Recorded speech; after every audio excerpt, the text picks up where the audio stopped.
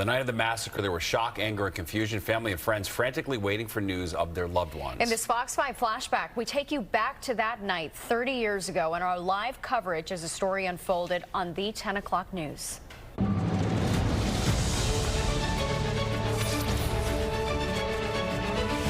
The words of a woman in fear. This has been a very long night. The tragedy is still unfolding. The latest is 21 wounded, a massacre on the Long Island Railroad, 5 dead. We have team coverage for you on this random shooting. We start where it happened, in Garden City. Penny Crone has been working on this story all night. Penny. This is an absolutely devastating scene here in Garden City, Long Island. The figures are still coming in, and they're absolutely so dramatic. 21 people are now reported shot. 4 people are dead. 3 are critical, including a pregnant woman. Now, what happened here at about 6 o'clock tonight, police are still trying to figure out exactly. But they do know a man from New York City carrying a 9mm gun with 2 15-round clips opened fire on this packed commuter train. The 533 left Penn Station like it does every single day. But as the busy commuter train neared Garden City, a madman began wildly shooting his 9mm gun. He was shooting indiscriminately at passengers. At about 10 minutes after 6, a passenger on the train who is walking from some point in the train toward the front of the train indiscriminately starts shooting at other passengers on the train. According to police, at least 16 people were shot.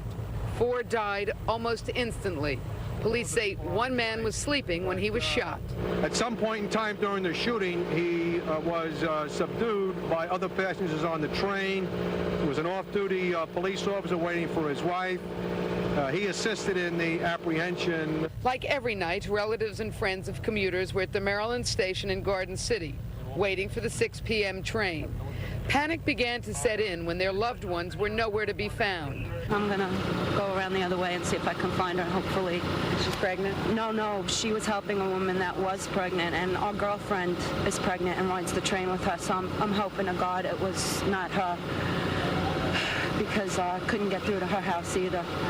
Now you're looking at the car where the shootings took place. Many of the bodies are still inside the car, and police continue to investigate. And we have just gotten this word that 5 people are reported dead. There are still 3 critical, and again, one of those critical is a pregnant woman. I'm Penny Crone reporting live from Garden City, Long Island. Now back to you. All right, Penny, any late word on the man who was arrested for this shooting?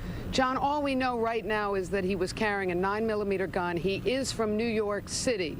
Police have not yet identified or named him. They've said nothing else except for the fact that he had 2 15-round clips and just started firing indiscriminately at the passengers in the car that we just showed you. Did he say anything? Did he shout anything? You know, I asked this to the police chief out here. He told me right now they refuse to comment.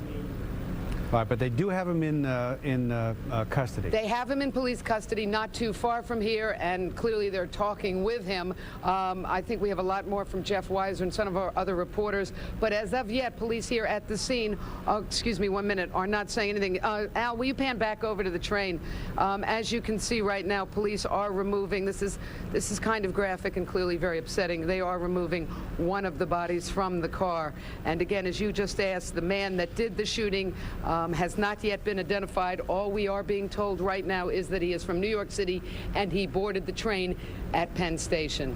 All right, Penny, the latest figures, as we understand them, are that it is 5 dead and 21 people wounded.